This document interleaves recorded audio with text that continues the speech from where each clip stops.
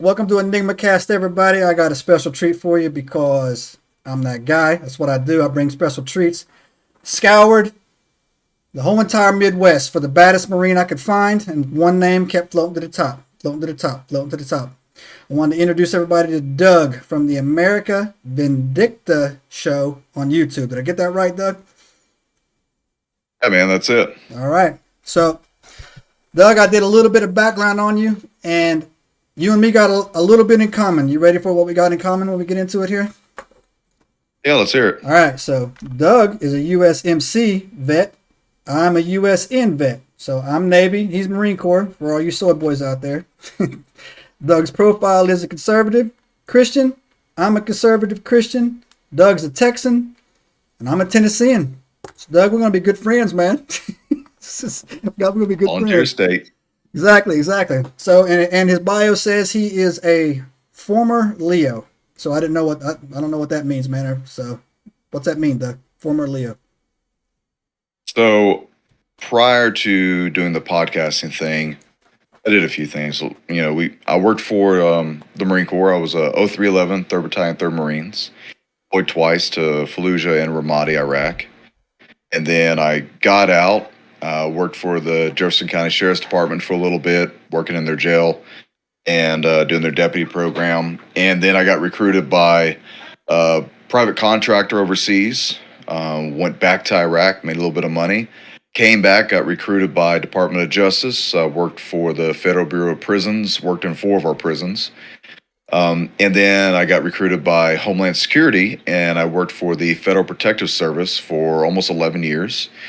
And from there, I mean, I was all over the country, all these riots and protests and stuff going on the border, and some of the terror attacks and high-valued, high-threat court cases. I've worked a lot of them. The most notable would be Portland, Oregon, and the riots that happened in 2020. I was part of the response team from President Trump, who sent us down there to take back control of that city to the best of our ability. And that was a really fun time.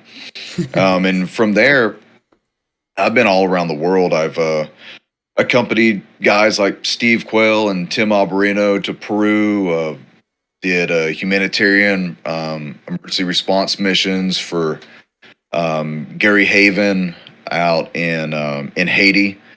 Ever the big hurricane hit and just flooded most of that island. It was horrific. So and I recently just came back from Peru again with Tim Alberino, and we were down there searching for Peruvian face peelers, whatever you want to call that. And that was good fun time. So I've always kind of just been in the midst of wherever fun and danger is, and really don't say no to it. Maybe one day there'll be a problem for me, but and we got stuff working on right now potentially, but we can talk about that. But yeah, man, that's me in a nutshell, basically. And now I have an online ministry called the American Vendicta Show, and so I preach the Word of God every chance I get. We do a little bit of geopolitical stuff with me and Dave Hodges from the Common Sense Show. So it's a political analysis show, and we're pretty successful. And yeah, man, that's it. No, you're very successful, and I like your show a lot. I really do. I like your show. I like the content is really good. It comes close to me, and you're not in danger, man. Hey, I got your 6, man. I'm on the team now, dude. Let's go, man. I got a go bag in the closet, whatever you need. So, but real quick, Doug, explain to people who Tim Alberino is. They might not know his on this, and the significance of the. I have a couple questions I want to ask too when we get into it, specifically about your time in Peru. So Tim Alberino, he's a biblical researcher, an explorer, an adventurer. Those of us who are his friends, we call him affectionately Tim of the Jungle. He spent 10 years in the Peruvian jungle out there, experiencing some crazy stuff, just living on the edge. And he's now considered one of the expert voices in the ufology field. Mm-hmm. There's actually quite a lot of politicians now who are coming to Tim and asking about the UAP programs and UFOs and all these other intricate questions. And So that and learning about the giants and the monsters and the ancient civilizations, that's his cup of tea, man. So Yeah. occasionally I get to tag along with him, but yeah, that's the type of stuff he does. He has a website, timothyalberino.com. He's also on YouTube. So yeah, a lot of his stuff is pretty fun to follow, and I like the way he does his research because he's so thorough. He's very professional, runs everything very professionally, and we always have such a great time together. But he's not like a conspiratorial Yahoo who believes in every single thing. A lot of times he's actually trying to quietly disprove some things so that when we go on an investigation or he goes up to do his investigations, he's coming at it with an open mind, but not just believing every single story. He's trying to find the facts in the story. So I appreciate his methodology for that. But yeah, he's a great guy to go out with, man. That's awesome, dude. Yeah, I'm a big guy for Peru too, man. Machu Picchu's had its hooks in me for a while, and so I actually, what got me started on this during COVID is I started doing research about. I started reading this book actually. I don't know if you've ever read this book before. It's the Complete 54 Apocryphae. It's the books they took out of the Bible, and it's specifically the Book of Enoch, which I never even knew existed. But I'd always thought it was curious about the pre-Diluvian, pre-flood civilizations and the Anunnaki and the Watchers and the Fallen, right? And I always thought that those pyramids, when they were built, I just thought that the way that people, when you see them now, that's not what they originally looked like. They used to be smooth and they were covered and they were capped and everything. And so it just got me into the precision on cutting the granite, and it led me down. I know I'm studying rocks. I'm kind of a nerd like that, but the Machu Picchu, the way that their rocks appear to be like liquefied and formed so well, and how like we have my wife's from Colombia. We have some friends who are from Peru, and we're actually going to go down there relatively soon. I want to hike up there and look at it. The legends that are behind it. Have you been there by chance, Doug? Oh yeah. Yep. So people, it takes a little effort to get there, from what I'm told, right? You hike it, right? So to get to the top of Machu Picchu, it's like 13,000 feet in the air. Yeah. You'll be right there within the cloud coverage. It's spectacular. Like it is super cool. Now you take there's two different ways to get up there. It can take you 3 hours to walk the path all the way up to the top. Which it has a very interesting history, because the royalty and the priests would live at the very top, and then the serf class every day had to walk all the way down to the bottom. 13,000 feet, walk all the way down to the bottom. Which if you go to the bottom, there's like a super dope hotel out there. It's right next to this gorgeous river. I mean, it's you feel like you're in like another planet. And so they would have to get fresh water, fresh food, fresh materials, and every day walk it all the way up to the top and walk all the way back. And it was thousands of people doing this all the time to serve the royal class. And so you can take that path. It's about 2.5 to 3 hours to walk up it, maybe about 2 hours to go down. And then you can take the bus tour path, which is incredibly unsafe, but I don't think anyone's died lately. It's all switchbacks, just constant switchbacks. I remember when I was with the Gen 6 team, we were going up there to investigate and do a documentary film. And it was cool because like I'm sitting here and I'm more or less like security. Right? That's kind of, I've always been the obscure guy in the background. And so my main role for this really was just the medical related stuff, because we had older people out there. If there's a medical injury or emergency, that was my job to take care of them. And so here we are, we're in this freaking Greyhound bus, and our driver is like obscenely intoxicated, like absolutely drunk, super drunk, like he's drinking beers. And so like when you go up the path of Machu Picchu, like I said, it's just switchbacks. There's no guardrail. There's none of that. It's like if the bus weaves the wrong way, and the bus lane is literally just wide enough for both buses to pass and like clip the mirrors sometimes. And outside of that, you're falling straight to your death. And these guys will go 30, 40 miles an hour. and just drift up and down this thing. And I mean, the whole time you're sitting here just like doing this is because I mean, like they're just whipping this bus, and I'm like, how am I going to survive a roll down 1,000-foot mountain? For sure. So that within itself is the first fun part of the trip. You got to do the bus ride, so you can say you lived once in your life. But once you get up there, it's cool because the Inca Trail starts way back, I believe, in Cusco.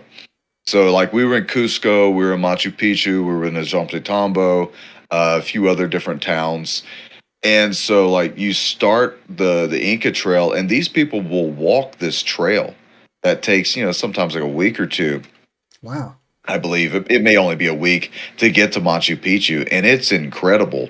And it's big travel groups. And on the way from Cusco to Machu Picchu, we took a private train, which was quite the delight. It was a beautiful train ride. It's about a 3-hour train ride through the Andes Mountains and through the jungle. You see like a mile-tall waterfall from the Andes Mountains. It's sick. I mean, like you feel like you're on a different planet, but it's surreal. And when you think about what it took for these people to make this stuff, it doesn't make sense. No. Sacsayhuamán, at the big wall at Sacsayhuamán, they film it so much. You see these rocks that are 30 tons, 40 tons, whatever. Like 12 feet wide, 10 so tall, andesite rocks, like some of the hardest rock on the rock scale. And it's weird because it's like molten on the edges. It's not Tetris, right? It's all molten, and you can see where it's like some of the rock does this, and then the other rock will do the same thing, and it doesn't make sense architecturally. Like you would build something like that, and even like you go a little bit further down the Sacsayhuamán wall where they have the biggest stone part of the wall. You keep going a little bit further right, and then the wall kind of does like one of these, kind of dog legs out. You can see where it almost looks like giant fingerprints grab this rock and pick the rock. I mean, you can see 4 indentations. Like if you took your kid's Play-Doh and made a block and grabbed the side of it, that's what it looks like. And you can't not see it. And then not even that, like I'm sitting here trying to stick my pocket knife into some of these places. It's not working. And I try to stick even like one of my debit card, credit cards in between the stones, and it's so tight. Yeah. You can't do it. And it does not make any sense. And that's every bit of the architecture from all the archaeological sites that we visited. It's all like that. And so the Peruvian people, the Inca people will tell you that's there on site. We didn't build this. Yeah. And then they'll actually show you the stuff that their civilization built. Looks completely different, nowhere near big in size, doesn't even flow nice like all the other stuff does. And, and all of this has sacrificial stuff, like human sacrifice to all their pagan gods. Like that's the whole area is meant for stuff like that. Interesting note. You go there, and you got to visit Cusco, because in Cusco, not only does it have probably the best Marriott I've ever stayed at in the world, it's a gorgeous Marriott, but the big cathedral that's there, that used to be the Inca castle. And so the Catholics came, and during the Inquisition, anything that they found that was pagan related, that was a place where they were worshiping their ancestors or worshiping giants, they came and they destroyed it all. They destroyed the bones. We read the documents and talked to the people who talked about how, they would go to caves and they would worship the bones of these giants in caves.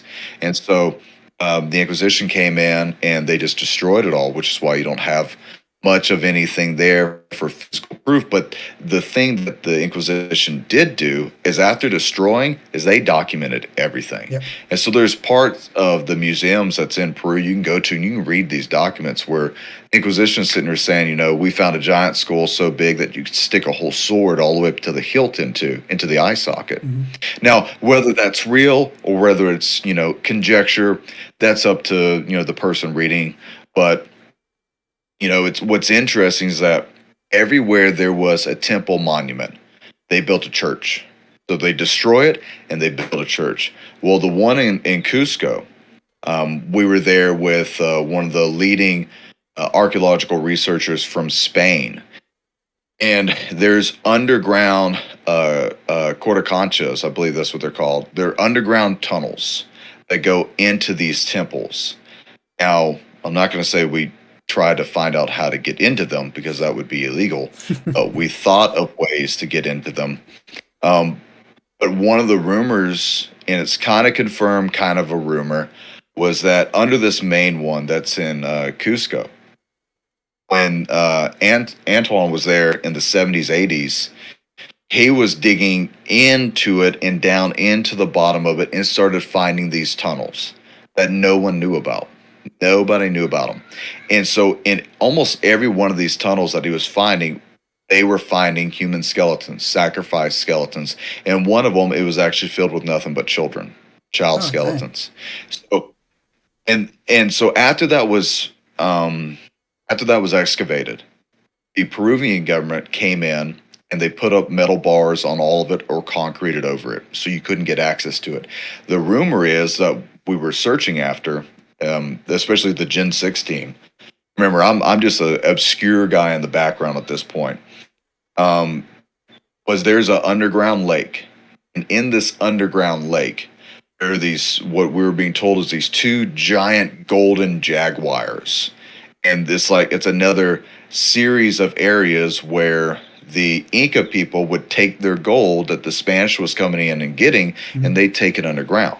So at this main side of the palace, that's supposed to be where there's a large depository of gold. And then at Sacsayhuamán, they also found out that when you look at Sacsayhuamán, it's a artificial hill. It's not a natural hill. It's a man-made dome hill. And that underneath the kind of like the parade ground that's in front of the Sacsayhuamán wall is just filled with tunnels. Now, these are tunnels that are supposedly booby-trapped. These are tunnels that supposedly are just filled to the brim with gold and treasures. And we were talking about, like, how do we excavate to get down there? How do we do ground penetrating radar to get down there? And I think the team tried to do it, but we never got permission. Right? There's just, the Peruvian government would never give you permission for it. So, Alberino and the team, they did what they could to get there, but the Peruvian government's kind of corrupt. Oh yeah, for sure. Whenever you try permits for anything, I mean, like, just to have a permit for a tripod for a camera, they want you to pay like $30,000. No, you can't do that, So you got to film however you can, but yeah, it's complicated, but that's still an untapped area. Yeah, and it's filled with all kinds of spooky stories of giants and monsters and caves and gold, and so it's super cool. But that's hard to get to, and it's hard to stay there and investigate because you just run out of money usually. Oh yeah, for sure, and even like that golden, I've never heard about that lake and the golden jaguars, but I did hear about the golden tablets that they supposedly found. I don't know. Are you familiar with that story? Like one. And golden corn. Yeah. They had corn that they had dipped in gold, animals dipped in gold. Yeah. I mean, they had a wealth of gold that they didn't see it really as like a monetary thing. Yeah. It was more like a decoration thing, right? Yeah. It's and so when the Spaniards came there, that's what they were after, was just the gold, and then just destroying that culture. Yeah, exactly. So my wife is from Colombia, and then have you ever been to Colombia? You been to Cartagena by chance? No. Yeah. So if you ever get a chance to take your wife or kids to Colombia, man, I would recommend Cartagena. There's an old city down there called the Walled City of Cartagena that was built by the Spanish conquistadors when they came down. But they were the same way. They went into Colombia and they were just taking the gold. But it was a fun fact for you. That is actually the Caribbean Sea, right? And the original Pirates of the Caribbean were there, and in Colombia they will tell you that the Spanish conquistadors, when it came to fighting other, they call them white men, which basically the pirates, that they were raging cowards, right? So that they would like literally, that's why they built the city, because the pirates got so brazen, they stopped waiting for them to come to sea. They would just land, roll up, take on, and the conquistadors would just break out, right? They would run after they had gathered up all the gold, and then they would leave. So they built this walled city, but it's magnificent. The architecture is great. Is great. And that's where another, so just that's a sidebar. But to back you up, what you were talking about the giants, I read about 2 weeks ago that Magellan, when he was going down that, I guess it would be the western coast of South America, I think he got down to the bottom of Chile, and he said that he came across the same thing. He saw giants on the beach standing there naked. Are you familiar with this story? And that, No, no, not at and all. so like so and so he landed, right, and he went out there, and they were interacting with normal sized guys like me and you, but tribes. But within the tribe, they had these like 10 or 15, and he kidnapped two of them, a man and a woman, right? He in the middle of the night. I don't know how they managed to do that. They were both 10 feet tall. They said it's a good read. You can find it. But they died. He wanted to send them back to show. He wanted to show the people, and so he the queen or whatever, and he loaded them up. But they died along the way, and so that makes great sense. What you were talking about how you saw that those rocks had like literally like giant fingers jammed into them. It's such a mystery. You know what I'm saying, man? Wow, it's like this blows my mind. Yeah, yeah. When you look back in antiquity, and I'm only, repeating what other experts have said. I'm not an expert in this field. I've just done a little bit of the exploring and adventuring part, but it seems to be that around the world at some point in time, there was a similar process of building these megalithic structures. It's some sort of similar process. Right. And there are some people today who say that they can replicate it, and then there are some people today, professionals, who say they can't replicate what was being done, especially not in that time. When we were talking to the local historians in Sacsayhuamán, and we were talking about the wall, one of the ways that they told us that the ancient Inca people, they harvested this andesite from miles and miles and miles away, and they didn't have rope cordage. So, however it was that their cordage that they made was out of vines and whatnot. But they didn't use alpacas to drag all this stuff. Yeah. So it's all drugged by hand. And dude, these are 30, 40 ton or more stones. And this isn't flat land. I mean, this is all rugged mountainous stuff. In Ollantaytambo, what's actually really cool, I think that was like the last stand for the Inca as the conquistadors were coming into the valley, and the Inca flooded the valley and killed a lot of them. But you can actually see, and I have pictures of it, you can actually see where the stones were being dragged over the mountains. And you can see from standing from the big steps of Ollantaytambo and looking at the mountain, you can see where the stones are being like slid down the mountain pass, and then you can see the mountain pass behind it. Same similar process. They're going up 6, 7, 8,000 foot mountains to the top, Yeah. and then tipped back down. Right. And if that is man doing that, what kind of logistical nightmare that is. Yeah. If it's not, it's something else. I would love to know that, but nobody really knows. It's Yeah. all conjecture. It is. We think that we can explain the formation of the stones, that molten look of the stones by frequency now. And I think frequency may be the best way to interpret whatever technology they were using. Mm-hmm. And I've heard all kinds of stupid stuff that the giants had something like in their forehead and nasal, and they could hum, and this frequency would happen, and it would melt the stone, and they could form it. Or they had flute-like material that they would play, and then that would do it. I'm like, whatever, man. Whatever you want to make up, whatever. If you can find it and document, you can find it in archaeological stuff, I'll be more inclined to believe that. So the problem comes, bro, is like so many people research this stuff now, and they're either all just vomiting the same thing, Yeah. or they're they're vomiting the same thing and ad-libbing, trying to one up the next guy and one up the next guy. And so it's convoluting the truth. So, when that's why I respected the Gen 6 team for actually going there and seeing it. And they're bringing geologists, they're bringing archaeologists, and, trying to put science and myth together, trying to figure out what the heck we're looking at. Yeah. But still to this day, yeah, you're so, so, man. You're so you're so spot on, bro. Because yesterday I sent this tweet out on X or whatever, and I said I'm noticing a trend, especially in the UFO UAP disclosure area. One person will say something, and then like 100 other people will just regurgitate the same thing ad nauseum, man. Like humans aren't ready. Humans aren't ready. Who? What are y'all talking? Humans aren't ready for this. Humans aren't ready for. That's why they're not disclosing. I'm like, who made that up? And like you said, they'll just tug it with no background behind it or whatever and run. And a good example is that exactly what you're talking about. I was reading the Bible, and when God got finally upset enough with the Israelites, where he sent Nebuchadnezzar down, right, to swoop down there to take them all back. There was a chapter in the Bible that I forget what it is, where he refers to Nebuchadnezzar as his son. He says, my son Nebuchadnezzar is going to clean this up. And he goes out and he took everybody, right? If you didn't run for the hills, he either killed you or took you back. And there's a chapter, I'm forgetting the chapter in there, man. It might be Kings. Nebuchadnezzar actually goes all the way down, and it says into Egypt, and he smoked Egypt, and he took all the riches out of Egypt, right? And he took all the people, and he took them back to Babylon, which is modern day Baghdad. Iraq. And so in Iraq. Yep.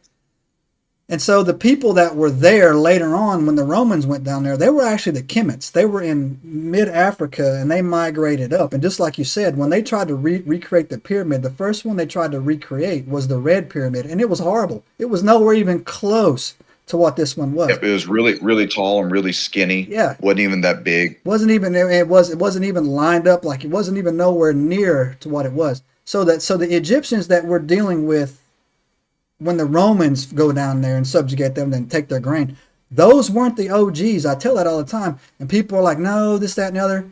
I'm like, and so I had a conversation that you guys, when I say you guys, I didn't mean it like you've dealt with, I'm sure. When you talk to some of them, they will put so much effort into coming up with a fairy tale that's so unbelievable, instead of saying, hey, look, here's your old best-selling book on the planet will tell you, I don't know who built the pyramids, but I know that the original people got taken away. They weren't the original ones. And I do know that it's proof that the Kemits migrated north, and they found all this stuff, and they just took it, and they, like you said, they put their culture right on top of it, right? And you can see the decline to go with it. And another good article, you were talking about how you can go into the museums and you can read, they document everything.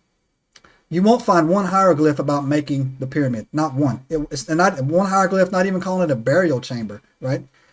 And when the and these people made hieroglyphs on how to mummify a cat. They had instructions on how to mummify a cat, but not make this pinnacle of their society. And then another thing too, before we get back to Peru, when the Romans did come down and they conquered, the Romans had aquifers and concrete and indoor plumbing. They were not impressed with what the Egyptians had built. They didn't marvel at, wow, look at that. They weren't impressed. It was not nowhere near the peak of what it used to be, right? When we get involved. Yeah, the Romans had a spectacular thing about how they would travel water from like a town to a town. Yeah. And one of the ways that was just, it's beyond me how they even thought about this, but they wanted to move some of their aqueducts, aquifers, whatever, their passages of water that they'd build, up off the ground so the water could still flow. And they sent it through a mountain. And what they did was they carved into the mountain, and then they'd have engineers go up to the top and survey in a straight line, and then those guys would dig down, and they dug these sally ports all the way down, and then guys would, angular drill, I guess. So you would vertically dig down, and then they'd horizontally dig, and eventually they through digging horizontally, they hit each of these pilot holes, and they bored with shovels, dude, through a mountain Yeah. just to carry water from one town to another. I mean, yeah, and there was at one point in time there was an explosion of mathematics and science. There was an explosion of ingenuity, and like but if you look at mankind, we kind of go through these periods where like there's an explosion and this type of knowledge, and then it tapers, and then an explosion, then it tapers. And a lot of times it's from war, or it's after war there'll be an explosion in technology, or during war there'd be an explosion in technology. It really just depends on the human society that you're studying. And some of them, like the Hebrew, God specific people, he kept them pretty much like a Stone Age. Yeah. The whole time. They didn't even know how to make weapons. They had to go to the Philistines just to be able to purchase weapons and have the Philistines sharpen them for them. These were a very primitive people. While they're in their primitive state, you had algebra, you had science and mathematics, you had philosophy. During the time of Daniel with King Darius, that was the Battle of Marathon. Yes. In Athens, Greece. Yep. They had trireme boats. I mean, like this was during one of the most epic times of ingenuity in human society, and yet God's people were literally left to rely solely on the Lord, and they just went from captivity to freedom to captivity to freedom, captivity to freedom. Yeah. Of course, just they wouldn't learn their lesson and stay faithful to the Lord. But during that time, you have all these buildups of kingdoms and empires, and just crazy things happening around the world.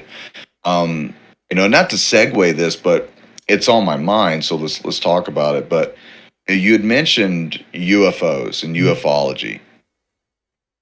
One of the biggest problems right now with UFOs and ufology is, who do you believe? Mm-hmm. Do you believe the government and the Arrow Project, who says they're going to disclose everything and then they never tell you anything? Or do you go back and you believe the history books? For me, I was a history major. I wanted to be a history teacher. I was never a history teacher, but I wanted to be a history teacher. And so I focus very much on history. You can see that echoed in my own YouTube channel. And like when I research history, I do a deep dive in it. And now you got people that are talking about UFOs on a daily that never talked about it, like Tucker Carlson. Yeah. And Tucker Carlson was just recently being interviewed by Sean Ryan, and he's like, I don't even care about the UFO thing anymore. Right. Because I don't think they're man-made. I think they're spiritual. They're some sort of a creature. They're this or they're that. And I think that's half true, but it's half wrong. That's what I think. Because we have nuts and bolts. We have nuts and bolts craft. I did a very, very big pontification of a research whenever I first started doing this whole podcasting thing over Nazi Germany. I did a 9-part series on it. And I broke down basically all the periods from the beginning of the Nazi regime to the ending of it. And then also over the wonder weapons, the super weapons. Now, one of the things that's really interesting is from 1947-48, we've got Paperclip that's going, Operation Paperclip. We have, like 3,000 or whatever, 1,500 of the Nazi scientists. And then Russia has the rest. And Russia went into Germany, and they removed by brick and mortar buildings that some of these Nazis were in and brought them to Moscow and recreated the entire factory or laboratory. And that's how dedicated they were to getting these guys on their research. It's never known if we got these two brothers, but as I was doing my research, there's two brothers that were called the Horten brothers, Horten. They created the Horten HO, the HO 229V or V3, and it was the flying wing, right? So that first angular boomerang-looking ship that they made in one of their later configurations that they ended up making as well. And I'll tell you the really, I don't want to say fun, the funny thing about this is the reason for why all this was made. But then they were the guys who created the donut that had the freaking fan in it, yeah, right? And you've seen pictures of this and videos of it from Area 51 at Groom Lake. But they also were the guys who created the flying disc. So the first flying disc, the Horton brothers actually had patents on this. After Paperclip happened, it first was Operation Dustpan, where we tried to find all these guys, and then we lied to the British government about what we were going to do with them. And that turned into Paperclip. And while we're bringing these guys and their tech and their engineering, we're doing this huge vetting process, which really slows down all their research. I mean, once again, these are Nazis, right? These guys were most of them were SS members. These are pretty bad, evil dudes, right? Which ended up taking control of the better half of our government later. But that's a whole nother story. Dropping facts there. Yeah, that's up until 1970 or 77, there was still a Nazi party in America that you could vote for. So for people who don't believe me, just do some research. But this one vessel, all right, while the destruction of Germany has happened, where we're hunting down, war criminals, we're hunting down these scientists. 1947, 48, what happens? Roswell, New Mexico. Yes. A flying disc crashes. 2 of them end up crashing. We end up recovering both of them. Now, what's interesting is that it's the exact same diagram, almost to a T, of the design of the Horton brothers. Mm-hmm. One of them had Russian lettering wrote on it. Confirmed Russian lettering. The other one, it's hard to determine what was there and what wasn't there. Was it a real nuts and bolts craft? Because this is the first one that crashed, where they said it had the 3 bodies in it that the rancher found. And then as the police get there, they're setting up their caution tape, and they're trying to block off all this area, and then here comes the military, and then it all disappears, right? And they first deliver it here to Dallas Fort Worth, the whole news story. Then it goes back to Roswell in New Mexico, and they come out and they say, "Yep, it was a flying disc," and then, "Oh no, it's an air balloon." Yeah. Well, at that point in time, there was an operation for air balloons. And those air balloon operations were early warning design systems that would detect radiological matter in the air, because you had the Russians were detonating nukes, just like we were, off the Caribbean coast in Operation Fishbowl. The Russians were doing the same thing, but they were doing it up in the atmosphere, the stratosphere. So they had these weather balloons. Now, the weather balloons were there literally to test for radiological matter in the atmosphere, determining what yield and size that the Russians were playing with. And that's when we found out the Russians completely outdid us in a nuclear bomb. Yeah. And so they used that story to cover up these crashes. Now, I'm not a conspiracy theorist. As a cop, I'm trained to investigate and find the facts of cases. I don't really care about opinions. I want to see facts, because if I have something that I'm going to present to people, I always think of it like I'm going to present it to a courtroom. I got to make sure the juries believe me, the judge believes me, and you guys can decide. Well, not believe me, I could really care less who believes me, but I want to give the factual evidence of the case. You guys decide what's going on. I did the investigation, right? I know what I believe, but who cares what I believe, right? So, that's the way I come at this. And there is so much factual evidence that something was going on. Something unexplainable was going on, that you can't deny it. From the 30s, the late 30s, whenever we were seeing the Foo Fighters, Germany was reporting Foo Fighters before we saw them, to the 40s when we're there and now we're reporting the Foo Fighters, to the stuff that happened in Antarctica, with Admiral Byrd and what he saw and Operation High Jump, man. That's boom, bro. I was like, you got to be kidding. And for people, if you don't watch the channel, you got a Marine on here. I've said this before. That was an armada. That was a fleet. They sent a fleet. That wasn't big fleet. A fleet. And when the military comes together like when the Navy and the Marines come together like that, it is for a reason. They had a mission. It wasn't just to look for, a few Nazis that got away. No, they had an intention in their mind, and I'm glad you brought that up, because people, the logistics, what we talk about, the logistics behind moving large groups of military, especially over the water, that had purpose with it, right? And that Operation High Jump is amazing. But please, yeah. Well, we'll segue to this real quick. Why was Antarctica so important?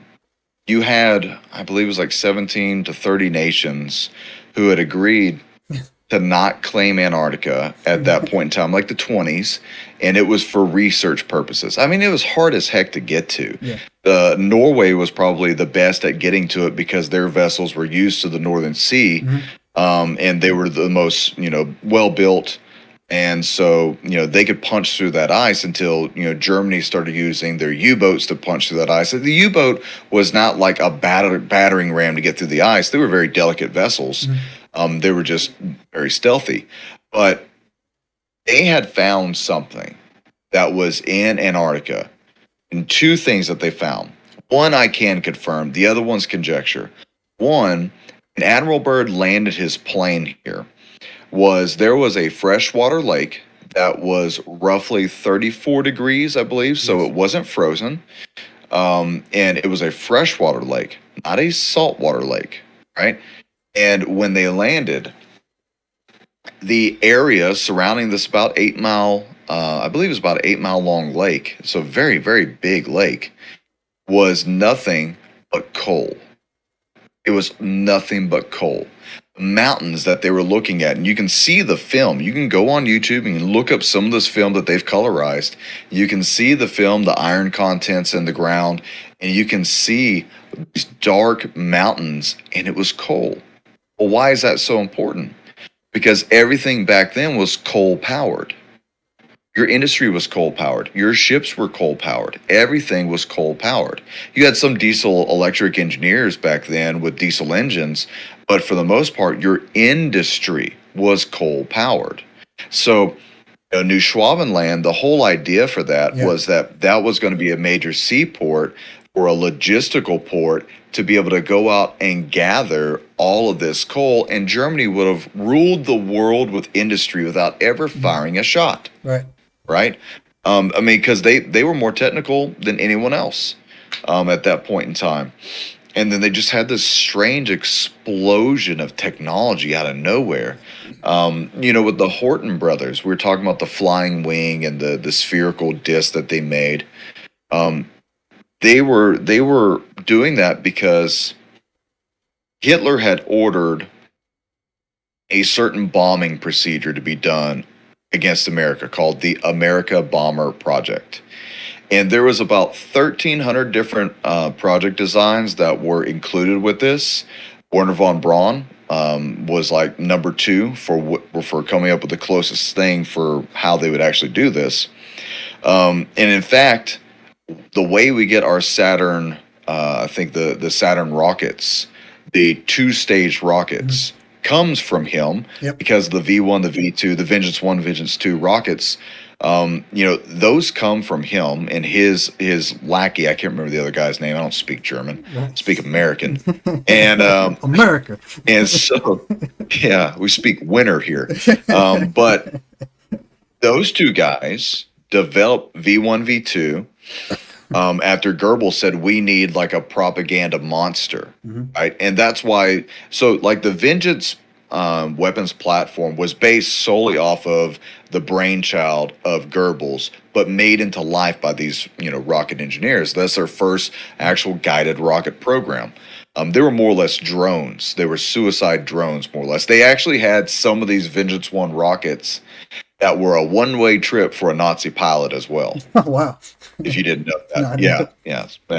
No, thank you. So this project created a multi-stage, it was either 2 or 3 stage rocket that would have left from Germany and would have delivered a nuclear weapon into New York. That was the plan. Now, at that point in time in Norway, they were having problems from what we discovered was they were having problems with trying to develop heavy water because one of their nuclear engineers was stalling. He was stalling because he didn't believe in doing this to people. Well, America thought very differently. Yeah. We did it. And so, the next thing that they had created came from the Horton brothers. And it was this gigantic, like 2 football field wide flying fortress ship that was just going to deliver as much ordnance as possible to flatten New York, right? And so that's where we're now getting all these thoughts and processes of where these advancements from Germany, how they were designed, why they were designed, the implementation, and eventually the execution was to bomb America. Right. So a flying disc was part of that. Now, we don't know really where the Horton brothers went, who got them, if they died, if they just vanished, if they took other jobs, or if Russia nabbed them or we nabbed them, because no one's going to tell the truth. But that flying disc has been replicated by the United States, confirmed now, as far as we can believe our own government, confirmed nuts and bolts that we can do it, we can make it. And then they say another thing, and that's we're also finding stuff in historical archaeological digs of the same thing. Yeah. So, when you hear about this, and I'm part of a small archaeological group, we do limited investigations and digs into the mound builders people of North America, and we go caving and all that stuff. But from my limited view, my narrow scope, right? I think there was some sort of technology that was there that we have uncovered. Someone has it, and then we back created it, we replicated it, and now we're using it again. And I honestly believe that's why you're not going to hear anything else about it, because what's being used now, what people are seeing now, I think is ours. So, and here's more facts to add to your list on that as well. They came out, I think it was early as this morning, saying, that they put a deadline for October. They always keep moving the goalposts. Like October is going to be the deadline. October is going to be the deadline. And I've done some of my own reading. I'm convinced that those Tic Tac UFOs are made by Lockheed Martin. I'm totally convinced about that as well. My buddy Jay that comes on here and talks with us a lot, man, he was in the Navy too. But you as a Marine would know that when they talk about these retrieval teams, right, that go in there, those are contractors that used to be vets. Those guys are they went from making $200 to $400 every 2 weeks, right? Now they're making 150, 180, maybe 200,000. They're showing up. Those are the guys that are coming off. There's a conversation that somebody told me one time, man, about how they looked up, and all of a sudden out of the scabby, like 8 guys came out, right, and they were kitted up, and they're like, oh, these are CIA Black Ops. No, those are guys that used to be in the military and got out and got paid, and they come in the contractors, and they're the ones holding it down. And so you're exactly what you said. To come back on your point is, like, who do you believe? If you've ever been in the military and specialized, and then realize how well trained you are and how little you get paid, right? So, right, there are a lot of professional guys, and it's normally guys that were in the same MOS that you were in or whatever, who knew you or whatever. Say, hey, look, man, come over here. Who know that, like, that the military will put you on like food stamps when you have kids, because it is a government program. They will give you food stamps, and people blow you like, you were on food stamps? I'm like, yeah, man. When I had my first kid in the Navy, they put me on WIC, right? I had a WIC card, right? And people are like, really? Like, we don't get paid.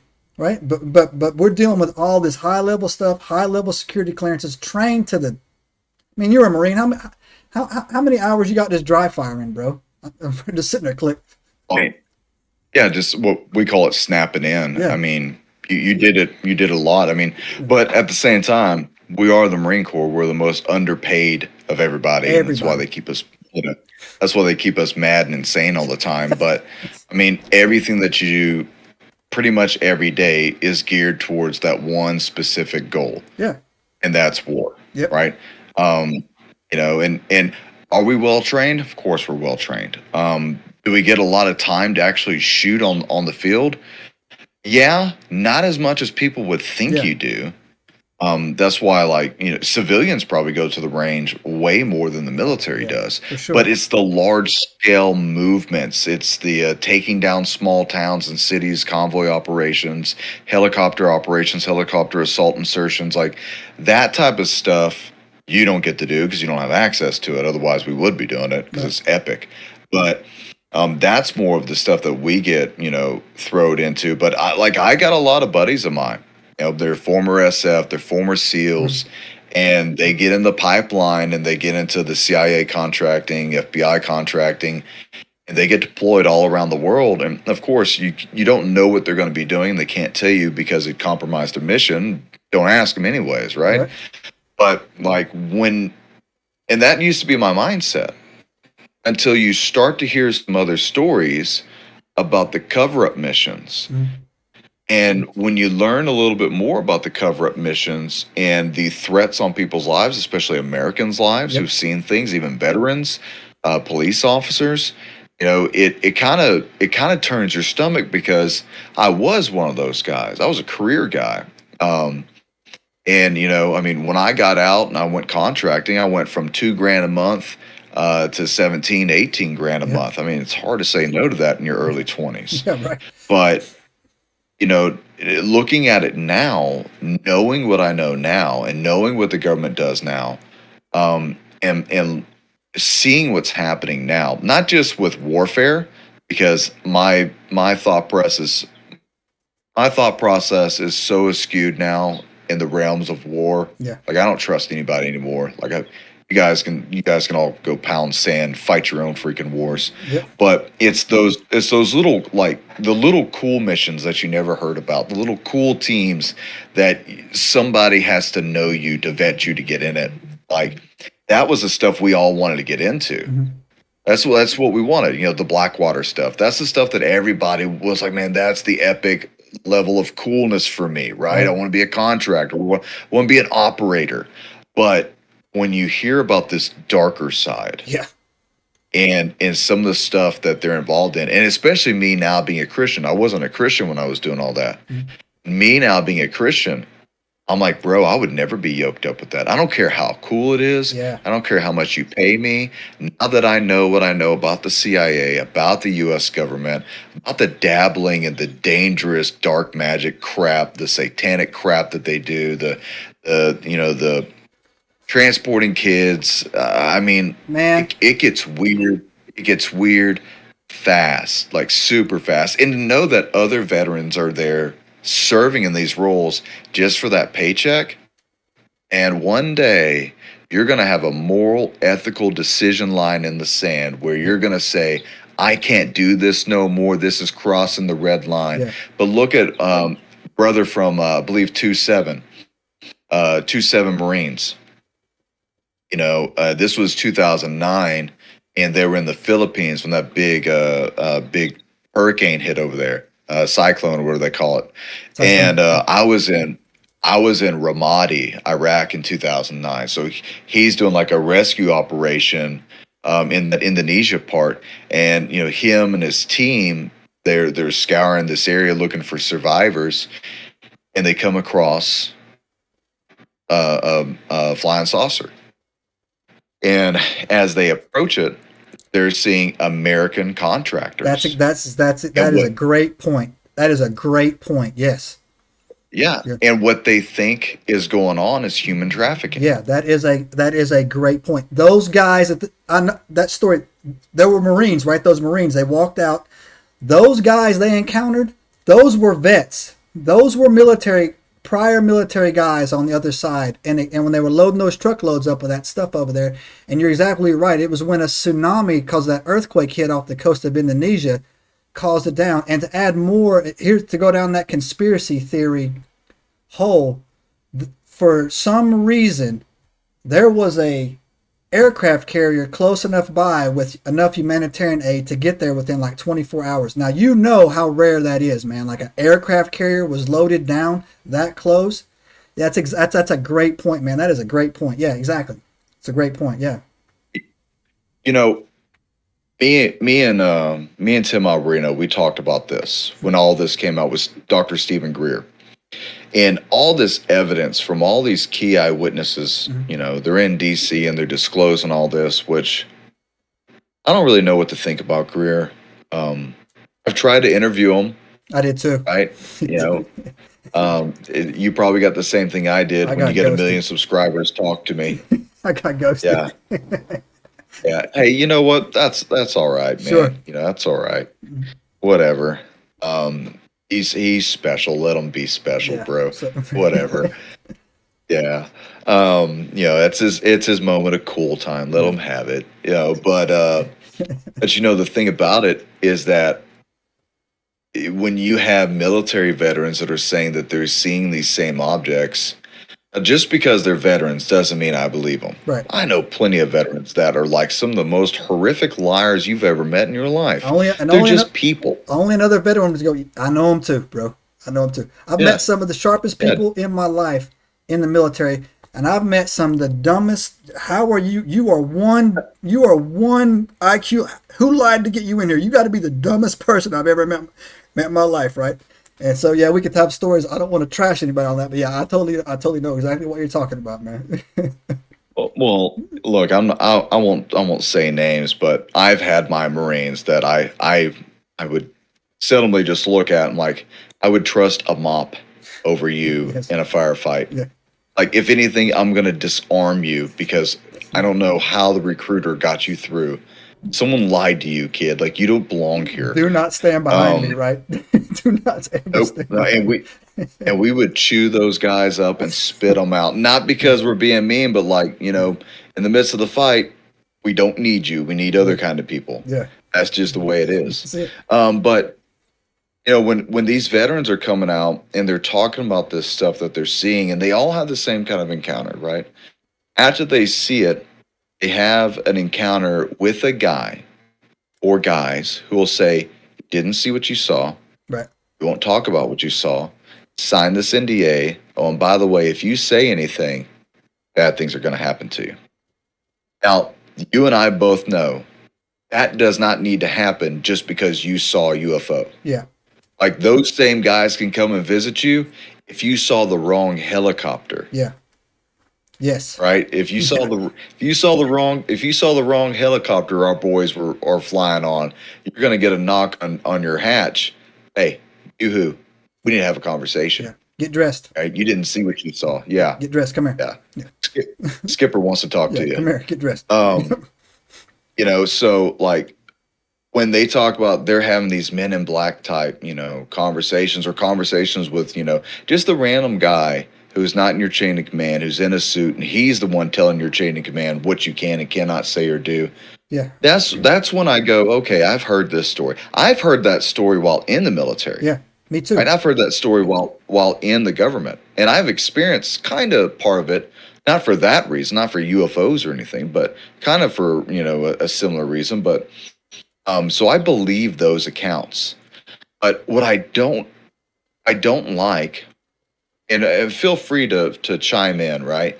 What I don't like is like, if you disclose national secrets, look what happened to Edward Snowden. Mm-hmm. Okay? Look what happened to Edward Snowden. We want to kill Edward Snowden. Right. Right? We what's his name from WikiLeaks? We want to kill that guy. Julian Our Assange, government wants to kill Julian Assange. Regardless if you think these dudes are in the right or in the wrong, our government wants to kill those dudes.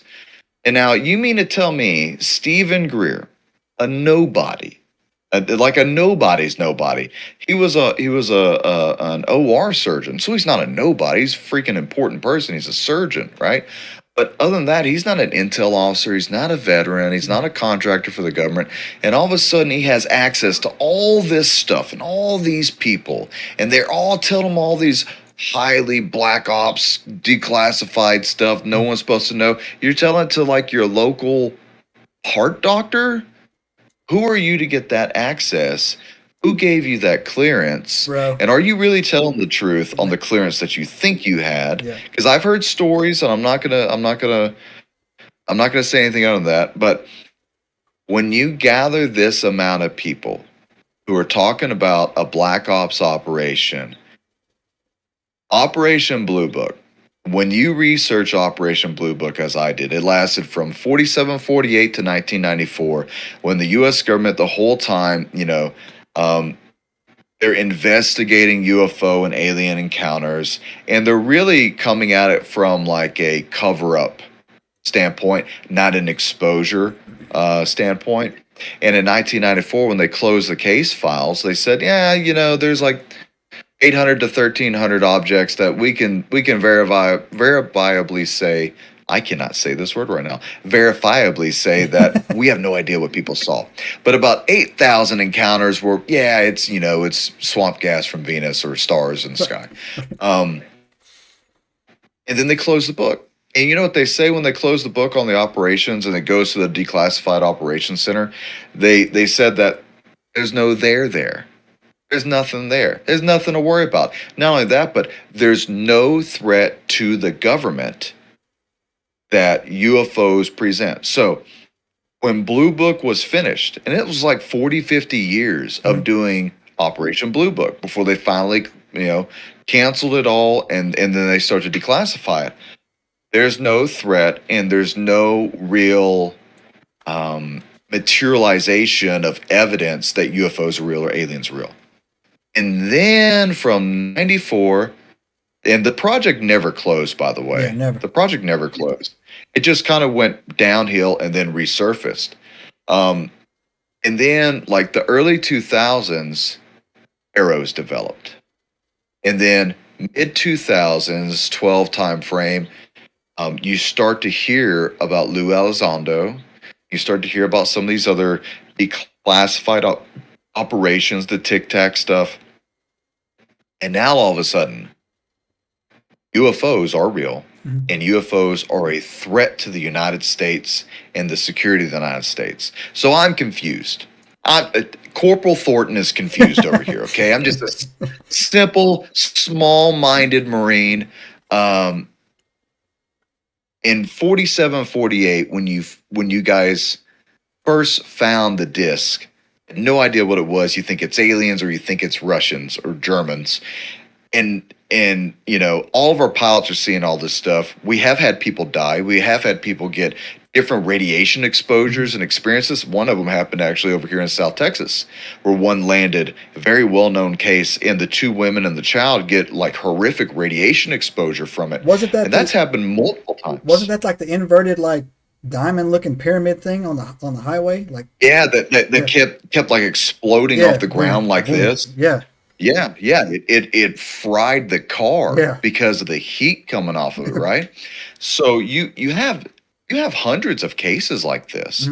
And just like with Bigfoot, you have tens of thousands of cases of people seeing unidentified flying objects, which that's not really a good terminology. An unidentified flying object.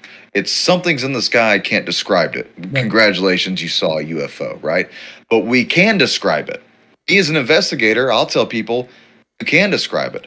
What did you see? Did you see an unidentified flying object, or did you see a light colored like this, shaped like this? Right. Was it an orb? What was the flight path direction? What were its maneuvers? Oh, now we can start to describe it. And once again, this is me as an investigator looking into this and reading Blue Book, and they leave all that crap out. Yeah. They leave all that crap out, and I'm like, you guys have little pilots who are part of this investigation.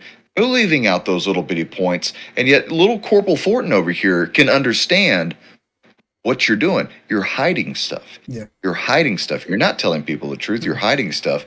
And then Arrow comes out, and now all of a sudden, UFOs are a threat to mankind? Hey, bro, what changed? Yeah, what happened? Are they a threat or are they not a threat? Yeah. What do you think about all this now? Well, so I'll tell you, I know Tom DeLonge. I know he is a total CIA puppet plant, right? I actually own parts of the To the Stars Academy way back in the day. Like I bought in, I gave like at least $1,000, like a couple hundred at a time. I get these emails, right? And I heard him speak one time. I was in the Navy 9 years. I was a spook. I was a cryptologist, right? So TSSCI clearance in the skiffs all over the place, all over Southeast Asia the whole entire time. And he got on in front of some people one time, and he started talking about a skiff, right? like this was like some state of the art, massive, ultra. You can't go in there. That's not true. They're everywhere. What makes a skiff is that they put a lock on it, and that's where the communication equipment's at, and you just can't go in there. There's no grays in there, bro. You understand? I've been in a dozen skiffs, man. And the way he was just like, and he was asking, the way he was talking was leading the conversation. He'd be like, "Hey, Doug, I was in a skiff. You know what a skiff is, right? Doug, it's like super, and you know what goes on in a skiff? Well, no, Tom, what goes on in a skiff? What is a skiff? What is it? It's just communication equipment, man. Crypto stuff, how it goes in there. They're usually very small. Yeah, I mean, you have some bases, right? But like out in the unit, right? When you're out and about, even the guys when you're talking to a forward operating base, I don't know how often they do it anymore because I've been out for a while. You would have the guys would be talking. The communications would be encrypted back and forth. What's going on, right? All that's coming out of a skiff. And when I heard him talk, I was like, this guy don't know nothing, man. Like he doesn't know anything, right? Nope. Yeah, he doesn't know nothing. Like, and then when you brought up Dr. Greer, somebody made a good point the other day. He said if Dr. Greer really knew anything, he would not be Dr. Greer anymore, right? Like Dr. Greer would be gone on the wayside. That's what I'm saying. Like even with this latest guy who came out, he was part of the Air Force. Yeah. And he got out. He was a GS-15. So like we served around the same time frame. Yeah. Him and I. And then he got into the government around the same time frame I did. Now I got out of the government as a GS-12 step like 6 or 7. He was a GS-15. We're the same age. Yeah. I'm 37. He's 37. Like a GS-15, that's like close to your 20-year mark when you hit that rank, right? So he was in a very small office where that rank was needed to give him access. So it was created for him to more or less journeyman from like GS-13, 14, 15 to get access to these special access programs. Right. And then you mean to tell me, all right, where the U.S. government used to tap your phones, do flybys, men in black visits, make you disappear, break your legs for saying the wrong thing. God forbid you talk to Russians. Yeah, and don't forget, Doug, that supposedly they'll put a Blackhawk on top of your house, make the windows shake, go away, right, as well, right? Oh, yeah. Yeah, I mean, I've heard it all. I don't doubt it, all right? I don't doubt it. I've heard it all. But you mean to tell me that this random guy, and I'm not discounting him, and I can't even remember the guy's name. I'm not discounting what he's seen. What I'm discounting is how you just decided, hey, I have a conscience, and I'm going to tell everybody all this stuff that you have told me not to tell anybody, and that you've had me go around and research and find. Yeah, I'm going to tell the world because they need to hear it. And here's me, now being a guy who served the government for 16 years, and I'm sitting here thinking, okay, if I worked for the Pentagon and you came and told me you're going to start blabbing your mouth, and I'm the declassification officer, you're going to start blabbing your mouth about these top secret things that are going on that will eventually lead people to understand that we're doing experimentation on the American public without telling them, that we are diverting trillions of dollars to black operations without telling Congress. Oh, by the way, tons of people have been hurt and or subjected to poisonous gas, poisonous materials, and died. Yep. And you're just going to go and tell everybody because you grew a conscience all of a sudden? Wait 1 second. Break his legs. Break his legs and arrest him. That's what happens. Yeah. This guy doesn't just walk out of the Pentagon and just like, oh yeah, well, I'm just going to tell everybody everything I know now. No, dude. No, you're going to get a visit from people. Now, he goes on to say that he did get those visits. He did get death threats. But he went to Congress as a whistleblower, and they gave him some element of protection. Congress isn't going to protect you like that. Congress isn't going to protect you from the military-industrial complex. No. Like, if you started telling Boeing and Lockheed and Raytheon secrets about the stuff that they're creating and making, and you could leak those materials to other competing organizations, you're going to get a different kind of visit from those people. Well, you're not a pleasant one. You're right, because like in the last month, didn't 2 Boeing 737 guys unalive themselves? We're about to talk about how these planes are flying death traps, and so and that's such a good point too. I try to explain to people about life in the military who've never been in the military. Take the ooh and awe out of it. Yeah, they think that we're tip of the spear 24/7. We have a lot of downtime. You know what I'm saying, like there is like a lot of. I try to tell somebody like, man, you must have, you guys shoot all the time. I'm like, you have no idea how difficult it is to go to the range, count the rounds, sign out the rounds, pick up the brass. Like I said, it's not this whole big giant thing to go with. Sean Ryan said it best, man, on his podcast. It's like everybody, when we start sitting around, that's when we start wrestling and start wrestling and doing all this other crazy. The kid comes out of us, right? Because we're so pent up and ready to roll. But no, the same thing. When that guy just going to make a decision to, hey, I'm going to walk out of this GS-15 TSSCI clearance job I have, and I want to just go. And he held up his DD-214, and I don't know about you, but I wasn't impressed because we all get one. You know what I'm saying? Here's my DD-214. I'm like, yeah, well, here's ours. You know what I'm saying? That doesn't mean that you were read into what you say you were read into. It could be, but it just makes me. There's something going on, man. There's an underlying thing that's going on, and there's a level of exposure there that is concerning. Yeah, that something's happening. So there's a level. I made a post. Yeah, there's a level of. Yeah, sorry. Go ahead, bud. I was just saying, there's a level of exposure there where you're seeing consistency from Greer, you're seeing consistency from the U.S. government, and now you're seeing consistency from Grush. David Grush is his name, and like, how come at the same time period where we're about to go into like World War III, aliens is popping up. Yeah. For me, I call it a distraction device. It's a flashbang. People are starting to learn that we're doing human trafficking and child sacrifices, and that's really what's probably happening in Ukraine. Give them aliens. That'll distract the stupid people for a while. Yes, and so and to add that on, I got shadow banned on TikTok about 2 weeks ago because I've posted things about Bigfoot, all this other stuff. No problem. I took the press release from the Vatican releasing their guidelines talking with extraterrestrial life, and I wouldn't even put it up there, but they actually put Jesus in there, right? So you're going to tell me, you're going to give me an SOP basically on how I'm supposed to talk to God, to Jesus, right? And I was like, what are they doing?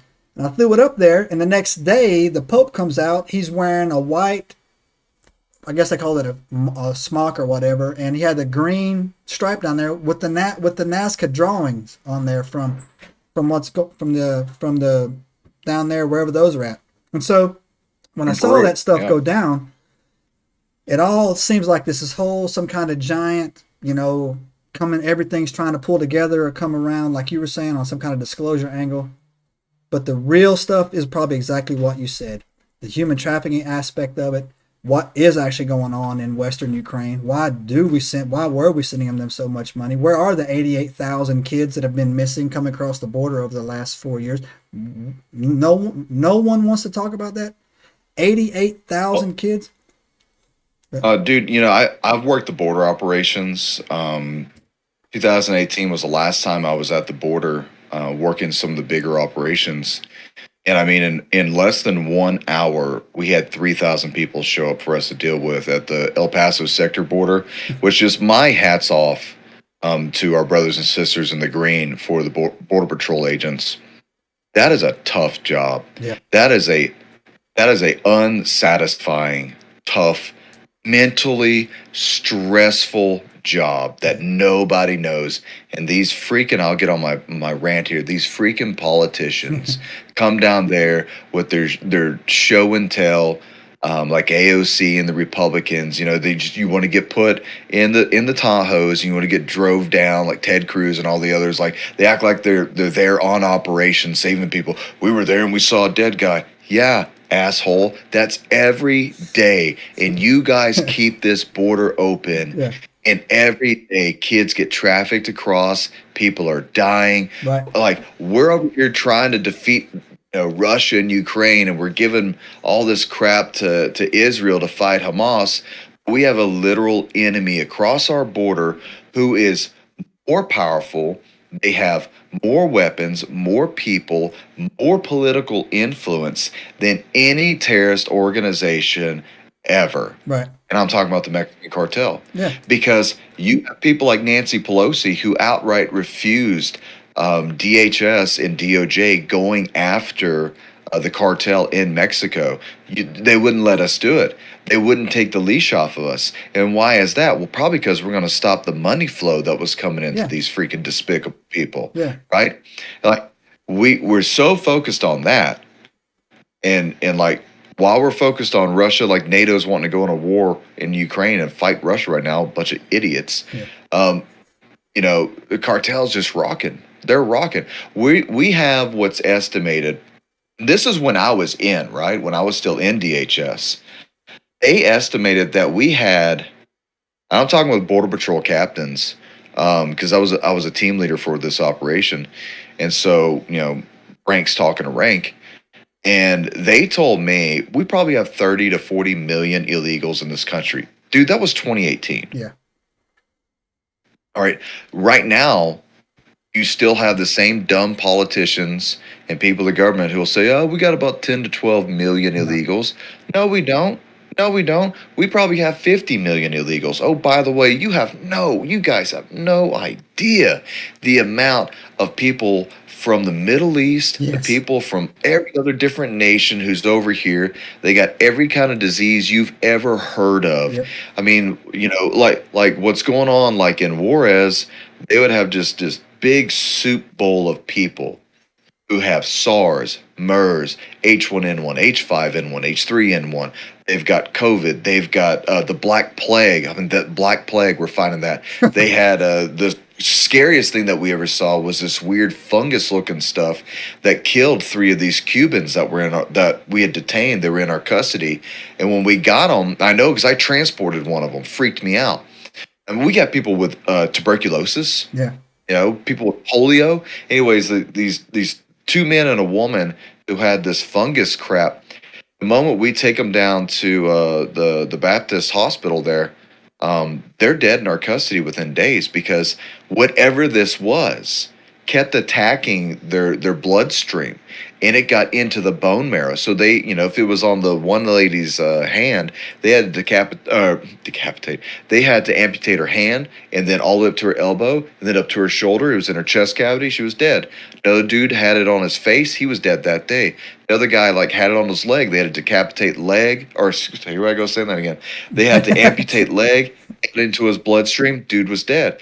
They came in and they burned everything that was in those hospital rooms. Everything.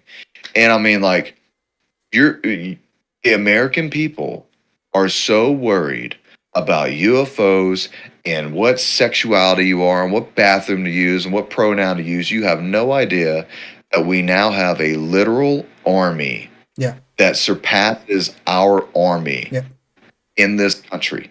It's estimated we have, I think it was 11 million Chinese men of fighting age. Right? We're not even talking about the Venezuelans who are in the millions here. We're not talking about the Hondurans or the Guatemalans. We're not talking about people from South America, Central America, people from Europe, people from Middle East, the amount of Africans we have over here. Like, the moment something bad happens and whoever is in charge says it's time for a volunteer force, you have already a volunteer force that will outnumber all police, all National Guard, all militias, and all military members already here waiting in this nation. You know what I mean? Oh, yeah, no. And I agree. These politicians who know this is going on, the same politicians who know the same stuff about what's going on with the whole UFO program, and nobody knows anything, nobody's doing anything over anything. This is what it comes down to me. It seems to be that they need some sort of a push for chaos for the world, for the American people, so that we will willfully go into the next world war. Because everything, as a Christian, everything leads to the eventuality of the Antichrist beast system. Yep. That's why the technology is booming. That's why everything needs to go 5G, 6G. Everything needs to go wireless, Bluetooth, Wi-Fi. Everything has to go to the point where every home has the internet. Everyone's got a smartphone because, everyone has to see the Antichrist, right? Yep. And so, and not only that, but in the Bible's already said that the whole world has been given the opportunity to hear about the gospel of Jesus. That is already done. That prophecy was already done. Done. The next is the Antichrist. Yep. And because it was a movement of faith and miracles in God that the world learned about his son Jesus, now the world will learn through the devil's way, through technology, through temptation, through power and control. That's why we wrestle not with flesh and blood, but with powers, principalities, and powers of the air. You've got to understand the real battlefield that you're in right now is absolutely spiritual. Absolutely. Doesn't mean it doesn't have physical consequences, but it's spiritual. And dude, they're pushing us to World War III. They want to fight Iran. That's suicidal. They want to fight North Korea and China. Well, that's suicidal. They want to fight Russia. That's seriously suicidal because all these nations I just named, they're all of the Cold War mindset where everything's about nuclear power and then going into my bunkers to survive. Hey, all of you in the Western world, you don't have bunkers to go to. I've been to some of these places where we would put these politicians, and you and I aren't welcome, bro. Yeah, no. So they want this world war. And, like you said earlier, maybe the closer we get to these conflicts, the more this crazy stuff will come out. The more this supernatural, paranormal stuff will start to erupt. I mean, the way you look at the world right now, what do you see as the next step? Well, so, yeah. When I've had this conversation before, I actually, one of my podcasts, I liked how atheists were pushing the simulation theory for a while until it proved the existence of a creator that eventually called God, so they stopped pushing it.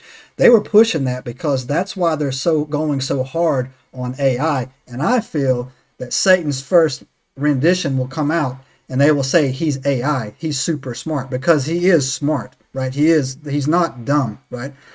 He doesn't have our best interest at heart. So I think that that exactly what they're doing. They are looking for they're putting many cracks in the dam, and they just want one to break.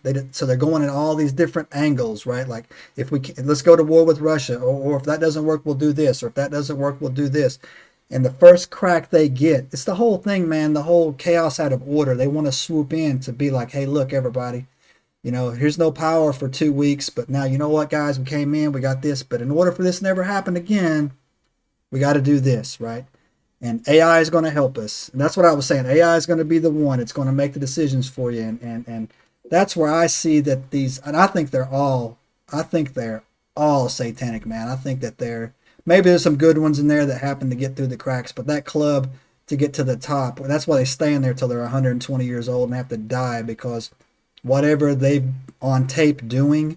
And so that's where I think it's going to come as well. And I think that you don't have to go back to just, 4 years ago with the first, how Fauci was on trial yesterday, admitting that he made up the mask thing. He made up the 6 feet thing. There was no evidence behind it, right? How they would just destroy you from saying it came out of Wuhan. And now it's like everybody, it came out of Wuhan, right? Like, of course it did, right? It was like that from the very beginning.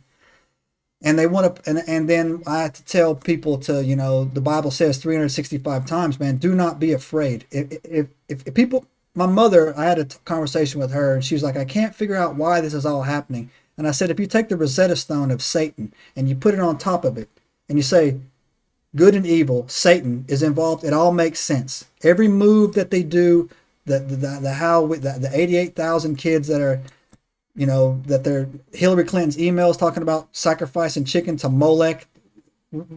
I've never had a conversation like that in my life, ever, as a joke, ever, right? She wasn't joking. You understand, right? That was not a joke. First of all, most people don't even know who Molech is. It's just a demon, is all he is, right? And the sacrificing children, that's exactly what they were doing.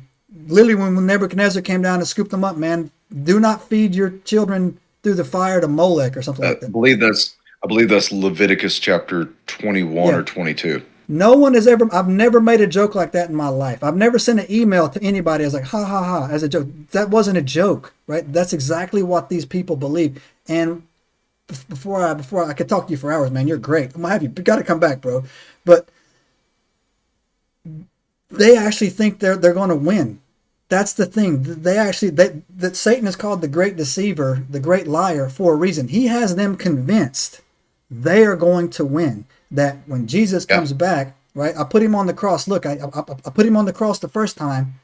They don't think that, they don't understand that nobody put Jesus on the cross. He put himself there. If he didn't want to go, he wasn't going, right? And so he came as our redeemer. He knew it was prophesied in Isaiah that you'd know him by his stripes. Yeah. And so, but Satan thought he had like an aha moment. Yeah. Right. Aha. Well, I'll have him whoop him too. No. Yeah. No. It's already prophesied. See, Satan is divided in his mind. He doesn't know if he wants to go left or if he wants to go right, and he's always battling himself. And this is pride and hubris, which is the downfall of man, and that's why you have plenty of people that we would call the synagogue of Satan. Yep. When Jesus even confronts the Pharisees and Sadducees and like, you people and your father, the devil, that's what you are. You're all vipers. Yep. And the same people have been in charge of these governments. It never goes away. Yep. It's always the same thing. But God puts forth everyone who's in charge. It says in the Bible, all leaders are put there for in the purpose by God. Yep. For a reason. Right? Either by judgment or by grace. And so, to think of it like this, I guess we can wrap it up like this. Like, this is what I say now, is that you cannot separate the paranormal, supernatural from technology anymore. They are one and the same. Yeah. They're one and the same. When the occultists from the Nazis, Helena Blavatsky's people, and all these other idiots that, the Eastern religion crap that is exploding in the government right now, it's exploding in the world. Right. People always want to go down to South America and do an ayahuasca trip or eat mushrooms. And I'm like, you need to read your Bible, because if you start having weird stuff happen to you, it's because you opened the doorway to your life. Yeah. And the demons will walk straight into any doorway you leave open. But all of that was popular post World War I and World War II. It just grew out of control. And then in the 50s, when we brought over people from Paperclip, 50s, 60s, 70s, 80s, you see an explosion in the drug culture. Yeah. You see an explosion in people using Ouija boards, paranormal stuff. You have the 80s satanic panic. The amount of occultist killings start coming up out of nowhere. Operation Paperclip. You have Project Mockingbird, Project Monarch, Project Chaos. You have the Operation Northwoods. You've got all this stuff just starts coming out of nowhere, and it's vile and it's evil, and it's still the same United States government that people will salute your little red, white, and blue flag made in China with the communists now. Mm-hmm. They forgot a long time ago, when you take Jesus out of your life and out of your country, God will give you over to the wills of your heart. America and the American Industrial Revolution and all that crap, and the military industrial complex, the pharmaceutical industrial complex, the prison industrial complex, the intelligence industrial complex, all they want now is power. Power. And power corrupts, and it corrupts absolutely. Yep. And that's why we have the problems we have. That's why we have the division we have. There's no reason why black people should be hating white people should be hating black people, Asians should be hating these people, Hispanics should be hating these people, because we should all be eventually understanding, like, look, don't we understand at this point that they want us to hate each other? Yeah. Because that's how they're keeping order and control and segregation. The last thing these evil people and our politicians and the military industrial complexes, the hierarchy of these extraordinarily rich families in charge of everything, the last thing they want is for them or for you to realize who they are and what their plan is. Yeah. That's why they want you to fight the world wars. They want you to worry about the pandemics. They want you to worry about your failing economies. It's a joke to them. Yeah. It's all a joke to them. And their father is the devil. Yeah. Because if you were guided by the Spirit of Christ, you wouldn't be doing this. Yeah. And so that's why we got to understand the whole world lies in the evil one. Oh, it's only going to get worse. But Christ said it would get worse. Mm-hmm. But fear not. It must happen. There must be wars and rumors of wars. There's going to be famines. There's going to be pestilence. There's going to be earthquakes in diverse places. There's going to be kingdoms versus kingdoms, which could be technocratic kingdom versus technocratic kingdom, and actual country versus country, old kingdom versus old kingdom. You're going to have ethnicity versus ethnicity. He said, all these things must come to pass, but do not worry. And don't forget, Jesus overcame the world. Yep. And, you know, bro, I sleep soundly at night knowing that no matter what, to die is gain and to live for Christ is everything. Yeah. And so, you know, that's my approach to all this now. And to me, this world makes sense from a biblical approach. Yeah. When people say, the world doesn't make sense to me, and none of this makes sense to me, it's because you're looking at it from the world's view. Yeah. And the world don't know what the world wants. Yeah. The world don't know what bathroom to use, bro. Like, go back to the book, go back to the Lord. Yeah. He'll tell you what you really need to be thinking, Yeah. and he'll put you on the straight and narrow path. Believe. Doug, man, that was a great conversation, man. Really it is. Tell everybody where they can find you, man. Yeah, man. So American Vendicta Show, we're on YouTube. We're also on Rumble. We also co-host with the Intelligence Report. We call it the Intel Report for short, with Dave Hodges from thecommonsenseshow.com and .tv. So if you never see me on YouTube or Rumble anymore, you can typically see us over there at Dave Hodges Show. I do have a website, AmericanVendictaShow.com. Just finally got some merchandise up, so if anyone wants to see some cool shirts and Absolutely. some stuff, you know, it's all Christian related, so you know, finally, there's some cool shirts out there for men who want to be warriors again. I also own a training company that's called Vendicta Solutions, and you can find that at www.vendicta solutions.com. We teach CQB training and scenario-based training for anyone who's never been in training, so we offer that. So you can see that at our website. All this will be in the description too. I'm gonna get all this for you, put it on the description for you too, man. All of it. So, yeah. Any more? Oh man, that's it, dude. Appreciate you for letting me have. Oh no, man, this conversation was great, man. Like you have to agree to come back on, man, because we could talk for hours, dude. For sure. Hey, brother, I think I'm fixing to get into a storm here, so I may be losing you. All right. Well, so if you're stuck around this long, hit that subscribe button. Go down. Go give Doug a follow. His content's amazing. It's really good. All of his stuff will be in the description below, and you'll be able to go check it out. But Doug, man, I'm going to get you back on. We got to have a part 2, man. We got to have a part 2. You can't. We could talk for a whole another hour and a half, man, for sure. Roger that, man. Appreciate it. Thank you very much. All right, everybody. We're out. Subscribe now and turn on the notifications to join us on this extraordinary journey into the unknown.